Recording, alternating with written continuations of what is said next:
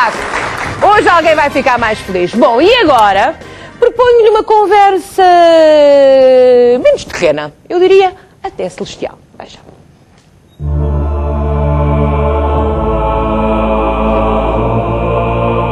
São pessoas misteriosas de cuja vida pouco ou nada se conhece. Estão presentes no nosso dia-a-dia em nomes próprios e em nomes de aldeias, ruas e praças. São patronos de paróquias e a eles se dedicaram igrejas, ermidas e capelas.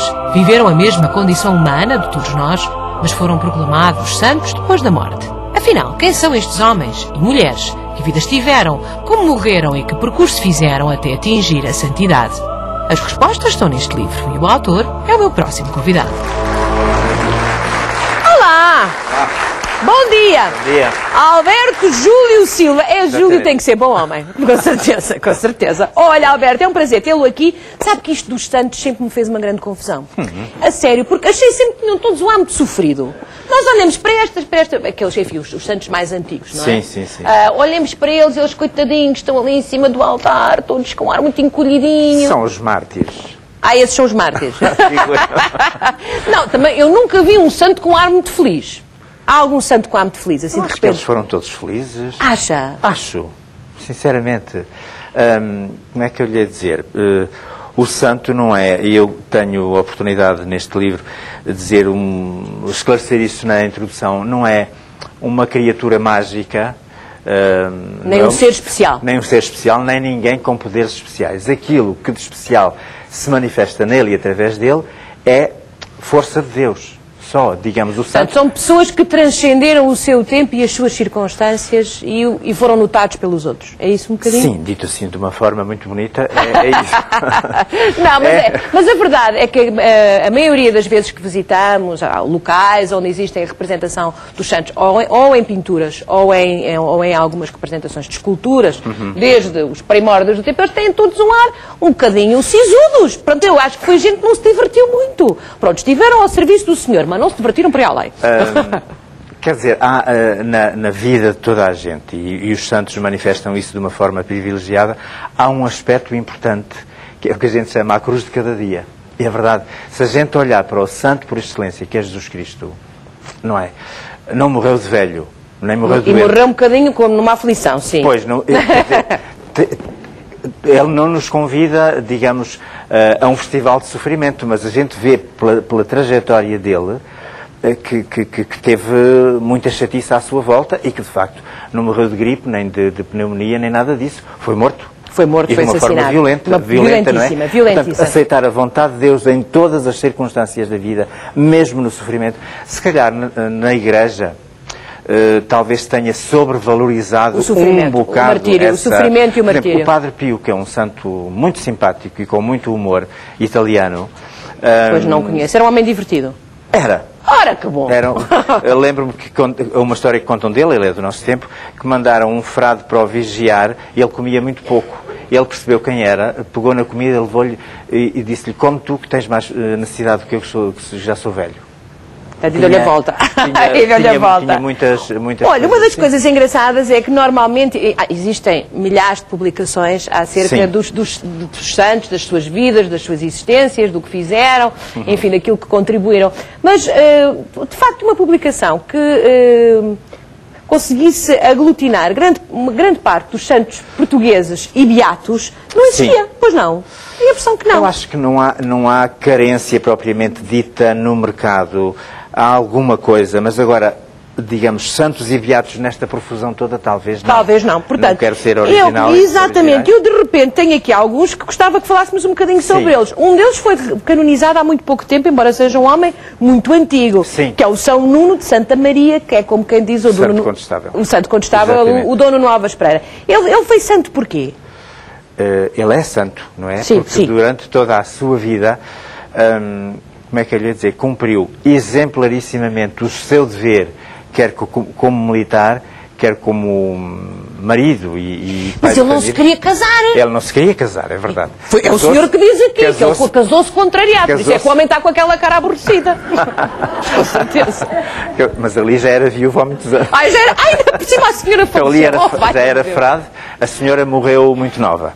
Ele só teve uma filha, que foi o início da Casa de Bragança. A Casa de Bragança, não é? Aliás, ele casa com Dona Leonor Alvim, não é? Dona Leonor Alvim, exatamente. Tem uma filha Beatriz, que deu origem à Casa de Bragança, e São Nuno de Santa Maria é o exemplo, e Bento XVI assim o apresentou. É Bento XVI que o canoniza. É engraçado que é Bento XV que o beatifica e é Bento XVI que o canoniza com muitos anos de intervalo.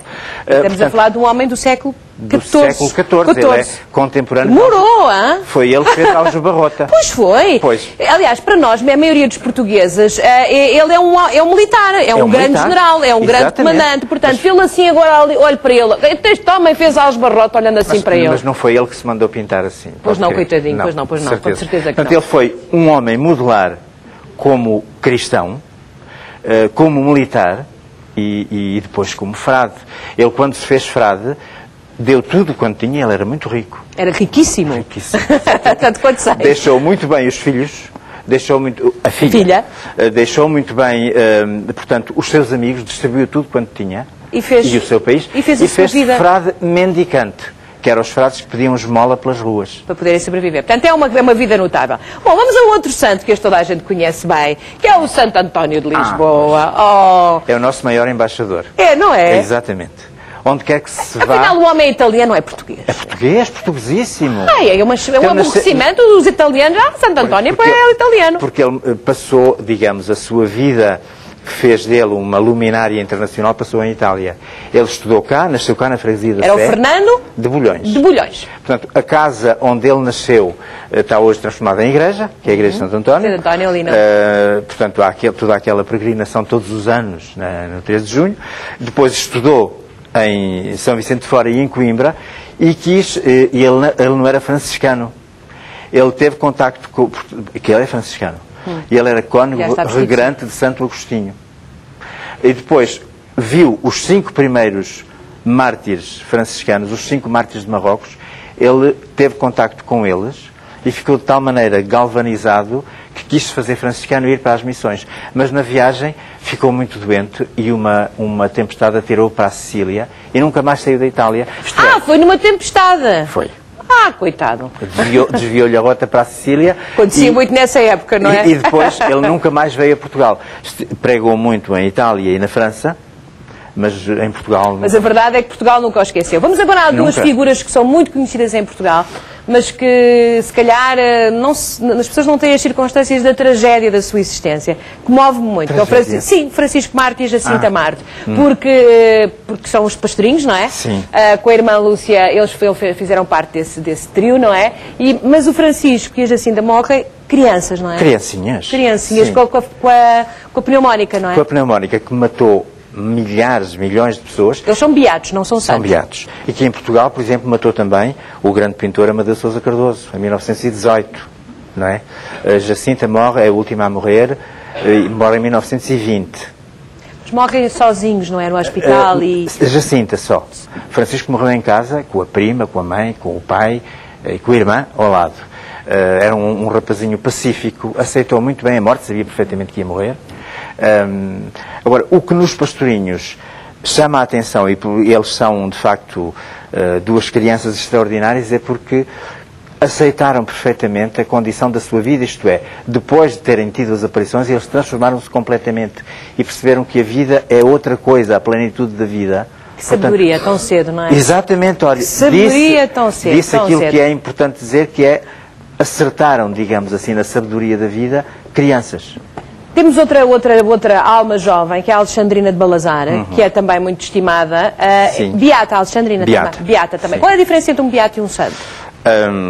Quer dizer, do ponto de vista existencial não é nenhuma. Digamos, do ponto de vista, digamos, oficial, um santo é aquele que o Papa proclama com toda a certeza que está junto de Deus e pode interceder por nós. O que faz os milagres, ou não? Pode fazer, também uma pessoa não canonizada pode fazer. É Deus que faz o milagre através da pessoa. Dessa pessoa. O caso da Alexandrina de Balazar, que eu conheço relativamente bem, porque é um caso muito falado há muitos anos e que morreu... em 1950 e tal. Portanto, é do século XX, portanto, está mais próxima. Sim. Eu não sabia que o problema da Alexandrina tinha sido que ela ficou acamada, não é? Ela fica de cama muitos anos, não é? E eu pensei que ela era, digamos, uma pessoa que se tinha votado condenada à reclusão do seu quarto, fazendo aquele voto. Não, isto começa tudo com uma história de um assalto. Mais ou menos. De um assalto pela altura do Carnaval, em que estava ela e a irmã e mais umas miúdas não sabia, casa. Foi importante ler o seu livro. Eu espero que continue a ser. Claro. Ela saltou de uma janela para escapar a um mal-intencionado homem, quer dizer, que dito depressa que a queria violar, e ela, portanto, tinha na castidade um ideal de vida e, por defesa da sua honra, saltou da janela e teve uma lesão na coluna que a imobilizou. Portanto, eu não sabia, eu pensei que ela tinha feito um voto de não mais sair do quarto. E não foi, e a Alexandrina era uma rapariga divertida e não achou certamente graça nenhuma ter ficado de cama o resto da vida. Entretanto, depois recusava os alimentos, ela tem o que se chama uma anemia, não é? Inédia. Inédia, uma anorexia mística. Anorexia mística, portanto, que é um fenómeno extraordinário. Mas na Alexandrina, como em todos os santos, dá-se um fenómeno de conversão. Depois de se ver doente, não se revolta e com a ajuda, certamente, do sacerdote a quem se confessava e certamente da mãe e da irmã, penso eu, ela ofereceu a vida a Deus pela conversão dos pecadores. E a sua vida, a partir dali, transformou-se completamente. Transformou-se, era uma romagem de pessoas que a visitavam. E é uma grande mística contemporânea. Não, e que continua hoje a congregar muita gente à volta que visita a casa, não é? Agora temos que já correr para um homem que todos conhecemos à distância e que toda a gente... que eu queria falar de outros santos, mas o tempo é muito rápido. Mas este homem eu acho que toda a gente o tem na memória, porque morreu há pouco tempo, porque tocou muitas vidas. Estou a falar de João Paulo II. João Paulo II. Portanto, se há santo transnacional e, digamos, planetário, é João Paulo II, primeiro porque esteve em muitos sítios, sendo Papa. Nós visitou-nos várias vezes. Várias vezes. Não houve santuário mariano onde ele não fosse. E depois porque foi, de facto, os santos... Este é um homem com ar bem disposto. Sim. Conheceu-o? Não, só o vi cá em Lisboa. Mas podia o ter conhecido, há algumas pessoas aqui em Portugal conheceram relativamente bem. Um homem bem disposto e uma mulher bem disposta. Madre Teresa. Olha, vou-lhe dizer, cá está uma dupla que eu gostava de ter conhecido. Deve ter sido um privilégio falar com estas pessoas. E eu tive todo o interesse em procurar uma fotografia em que estivessem os dois, porque estes são santos do tempo da fotografia. A Madre Teresa já é também... beata. É beata, portanto será santa um dia. Sim, João Paulo II alterou um dado canónico que era a espera de não sei quantos anos após a morte para abrirem o processo, e a Madre Teresa é beata.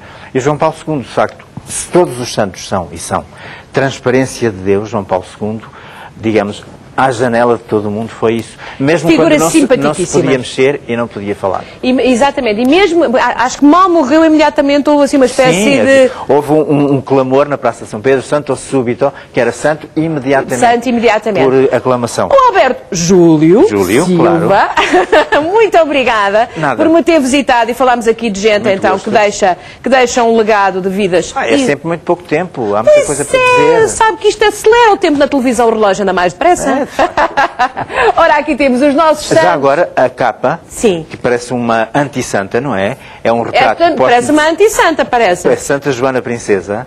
Que era filha de um rei. Filha de Dom Afonso V, irmã de Dom João II, que, portanto, foi princesa, naturalmente, e que diz a crónica que debaixo das vestes faustosas usava cilícios e que depois se fez monja. Isso dos cilícios é que eu acho muito desagradável. Tem que ser para outra conversa. É para outro dia.